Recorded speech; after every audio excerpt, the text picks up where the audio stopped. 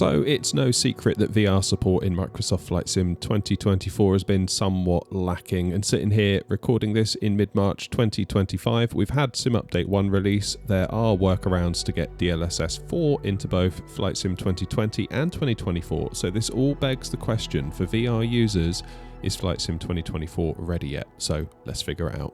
Before we do though, shout out to Pimax for sponsoring this video and for letting me borrow one of their Pimax Crystal Light headsets. If you want to learn more, I'll leave a link in the video description both to their site and my recent review of the headset. So thanks Pimax. So we've got Sim Update 1, and prior to it in, Sim Update 0, there were some issues running VR in Microsoft Flight Sim 2024. One I found to be the most annoying was how occasionally the mouse would just completely stop interacting with the plane, which is kind of a big deal. The top menu bar would sporadically stop working or fail to disappear if it did appear, and I ran into the occasional crash to desktop when switching between VR and non-VR modes. Now, the cursor failing to interact with the plane is still present, unfortunately, in Sim Update 1. What triggers it, it seems to be when you go into the menu by pressing the escape key, doing whatever you need to do, then coming back to resume your flight. At that point, you'll find almost always the cursor will no longer interact with the plane, or at least that's what I'm finding. Also, when noodling around off camera last night, I found the top menu bar appeared and then wouldn't disappear. So it seems from a quality of life point of view, there are still issues with Sim Update 1. I did only have one crash to desktop though when recording all the content for this video. I say that like it's a good thing. A crash to desktop is never good, but it does seem somewhat more stable now versus what we had pre-Sim Update 1. The crash occurred when I was in the menu trying to switch between DLSS quality to DLSS performance mode. So take that for what it's worth. Perhaps then we'll have to wait for Sim Update 2 to see a more substantial update for VR users. I guess the good news is that Sim Update 2 might go into beta sooner rather than later, so perhaps the more daring among you can jump onto that ahead of its official release. Looking at Asobo's roadmap, Sim Update 2 does look to contain a large amount of stuff, particularly for VR users, and it also includes official support for DLSS 4. Speaking of DLSS 4, for those that don't know, you can enable DLSS 4 in both Microsoft Flight Sim 2020 and 2024 with a little help from an app called DLSS Swapper. It was said that the updated NVIDIA app would allow you to switch out between DLSS 3 and DLSS 4 in games where the developers hadn't yet gotten around to implementing DLSS 4, which sounded awesome. The trouble was, it didn't really pan out well for us simmers. Lots of grayed out boxes for 2024, and just me having the NVIDIA app installed at all would cause a crash to desktop in 2020. So I gave up, uninstalled it, and used DLSS Swapper. I'll leave a link in the description so you can check it out for yourselves. So we have looked at DLSS 4 on the channel before, and I was really excited for it, as my main issue with DLSS in the sim has always been how it makes those glass displays in the cockpit of airliners look really smeary and blurry and just weird. But that's pretty much my only issue with it. Everything else, the plane, the scenery, the clouds, all look good to me. It's just those damn glass cockpits. It was my hope then that DLSS 4 with its new transformer-based AI model would go some way to dealing with this, but it would seem that that wasn't to be. For me, the smeariness was still there, which was a shame. I did a whole video on it over here. You can watch it if you are interested. However, I'm a realist, and while in the context of my PC monitor, I may not like DLSS, when it comes to VR, I think we need to face some hard truths in that VR is incredibly demanding on our systems. So maybe we need to give a little here to and accept a bit of smeariness in our glass cockpit displays for the greater good of a smoother overall experience in VR. I mean, just think about it. The Pimax Crystal Light here has a 2880 by 2880 pixel screen per eye. That is a lot of pixels. So while part of me wants to stamp my feet at DLSS for making my altimeter tape look all blurry, there comes a point where you have to accept the trade-off for the greater good. So let's do some testing. I'm running on a 4080 Super with a 5800 X3D CPU and 64 gigs of DDR4 3600 CL18 memory.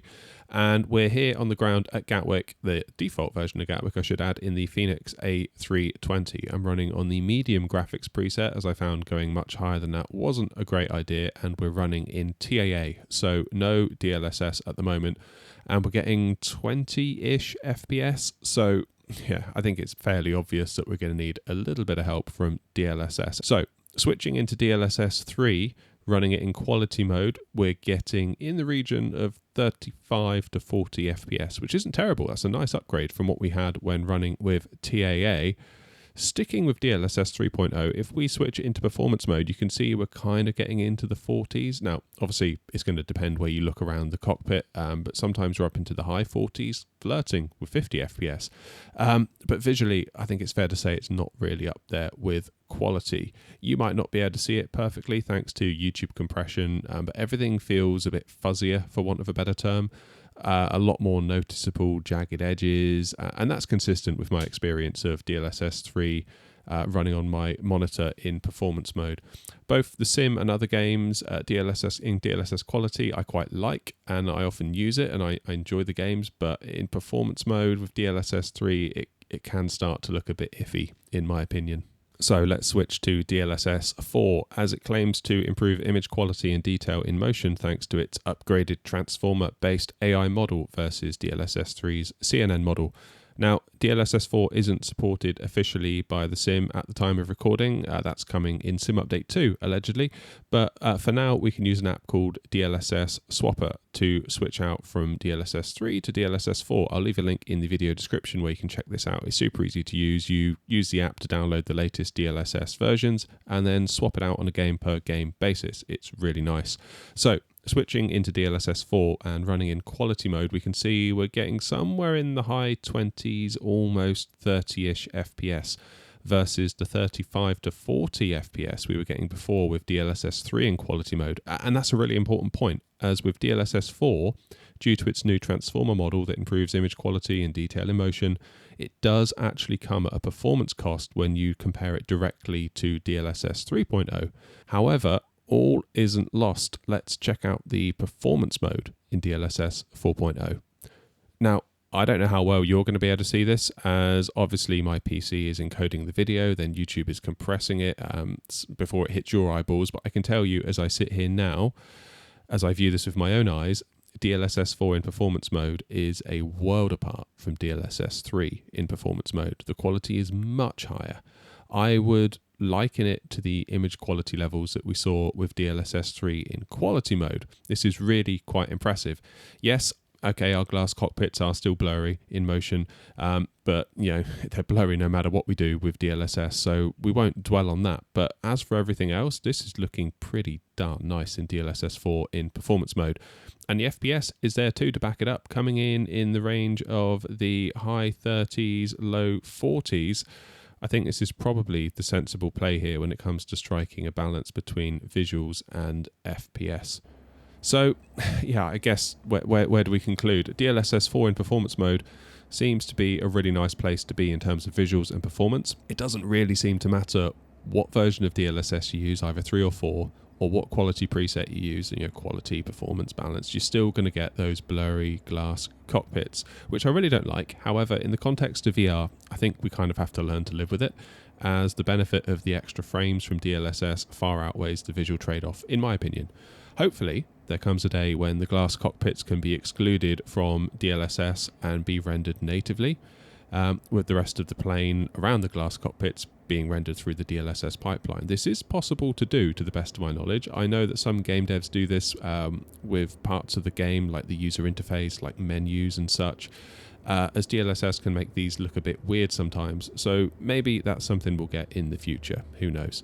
It'll be interesting to see if we get any visual improvements after Asobo do their official implementation of DLSS 4, which again, hopefully we should get in Sim Update 2.